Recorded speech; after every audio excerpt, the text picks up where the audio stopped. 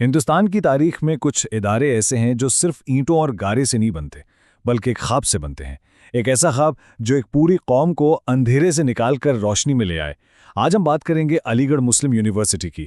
یہ کہانی ہے ایک بانی کی جس کے عزم نے تاریخ کا رخ موڑ دیا۔ ذرا سوچئے، ایک وقت تھا جب امید کی کرنیں بہت مدھم ہو چکی تھیں۔ اس وقت اتر پردیش کے شہر علی گڑھ میں ایک ایسا علم کا چراغ جلا جس کی روشنی صرف اس شہر تک نہیں رہی بلکہ اس نے پورے بر صغیر کی تقدیر بدل دی۔ تو یہ صرف ایک یونیورسٹی کی کہانی نہیں، یہ ایک تحریک کی داستان ہے، ایک خواب کے پورا ہونے کا سفر ہے۔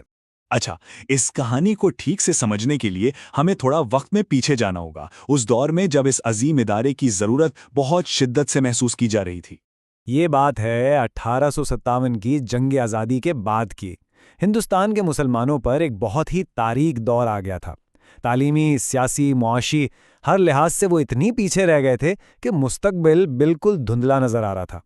یہ وہ وقت تھا جب قوم اپنا اعتماد کھو رہی تھی۔ لیکن کہتے ہیں نا، جب اندھیرا گہرا ہوتا ہے تبھی کوئی ستارہ چمکتا ہے۔ اس مشکل وقت میں ایک مفکر اور دور اندیش رہنما سامنے آئے جن کا نام تھا سر سید احمد خان۔ سر سید نے قوم کی بیماری کو بالکل صحیح پہچانا تھا۔ وہ سمجھ گئے تھے کہ ساری مشکلات کی جڑ جہالت میں ہے۔ ان کا یہ پختہ یقین تھا کہ اگر قوم کو بچانا ہے تو اس کا راستہ صرف اور صرف تعلیم سے ہو کر گزرتا ہے۔ ان کے لیے ایجوکیشن کوئی ڈگری نہیں تھی بلکہ قوم کو اس مشکل سے نکالنے کا واحد ہتھیار تھی۔ لیکن سر سید کی سوچ صرف روایتی تعلیم تک نہیں تھی۔ انہوں نے صاف صاف کہا کہ اگر مسلمان جدید سائنس اور انگریزی زبان سے دور بھاگیں گے تو وہ دنیا کی ترقی کی دوڑ میں بہت پیچھے رہ جائیں گے۔ تو ان کا خواب تھا کیا؟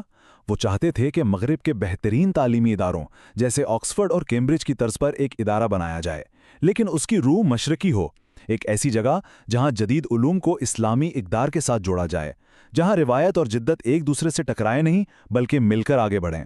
لیکن اتنے بڑے خواب کی تعبیر کبھی بھی آسان نہیں ہوتی۔ ہر عظیم مقصد کی راہ میں رکاوٹیں آتی ہیں، اور سر سید کا سفر بھی آسان نہیں تھا۔ انہیں ہر طرف سے شدید مخالفت کا سامنا کرنا پڑا۔ قدامت پسند لوگوں نے ان پر مغرب زدہ ہونے کا لیبل لگایا، ان پر دین سے بھٹکنے کے فتوے دیے، ان کے ہر نئے خیال کو شک کی نظر سے دیکھا گیا۔ مگر سر سید ایک چٹان کی طرح اپنے مقصد پر ڈٹے رہے۔ انہوں نے سب کو بتایا کہ تعلیم دشمنی نہیں بلکہ طاقت ہے، اور اسی عزم سے علی گڑھ تحریک کا آغاز ہوا، جو صرف ایک تعلیمی مہم نہیں تھی بلکہ مسلمانوں کی سماجی اور فکری اصلاح کی ایک بہت بڑی تحریک تھی۔ تو سوال یہ ہے کہ یہ تحریک آخر ایک عظیم الشان یونیورسٹی میں کیسے بدلی؟ آئیے اس سفر کو دیکھتے ہیں۔ دیکھیے، ایک عظیم لیڈر کی یہی نشانی ہوتی ہے کہ اس کا مشن اس کے جانے کے بعد بھی زندہ رہتا ہے۔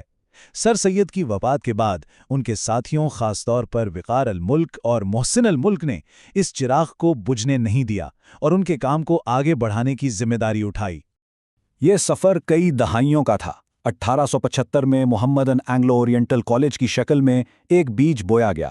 پھر 1898 میں سر سید اس دنیا سے چلے گئے، لیکن ان کا لگایا ہوا پودا ایک بڑا درخت بننے کے قریب تھا، اور آخرکار 1920 میں علی گڑھ مسلم یونیورسٹی ایکٹ پاس ہوا اور یہ کالج باقاعدہ طور پر ایک مکمل یونیورسٹی بن گیا۔ لیکن علی گڑھ کا کردار صرف ڈگریاں دینے تک ہی محدود نہیں رہا۔ اس نے ایک صدی سے بھی زیادہ عرصے تک پورے برِ صغیر کی تاریخ پر بہت گہرے اثرات چھوڑے ہیں۔ اس یونیورسٹی نے آزادی کی تحریک کو بہترین لیڈرز دیے، نوجوانوں میں سیاسی شعور پیدا کیا اور مسلم کمیونٹی کو اپنی صلاحیتوں پر بھروسہ کرنا سکھایا۔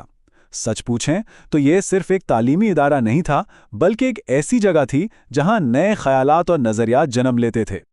اور آج بھی علی گڑھ مسلم یونیورسٹی ایک روشن مینار کی طرح کھڑی ہے۔ یہ ملک کی ایک بڑی سینٹرل یونیورسٹی ہے جہاں ہزاروں طلباء میڈیسن، انجینئرنگ، قانون سے لے کر سوشل سائنسز اور دنیات تک ہر شعبے میں علم حاصل کر رہے ہیں۔ یہ آج بھی سر سید کے اسی خواب کی جیتی جاگتی تصویر ہے۔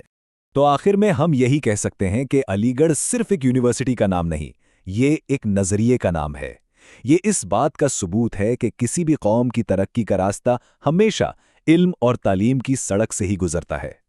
یہ پوری داستان ایک شخص کے خواب اور اس کے عزم سے شروع ہوئی تھی۔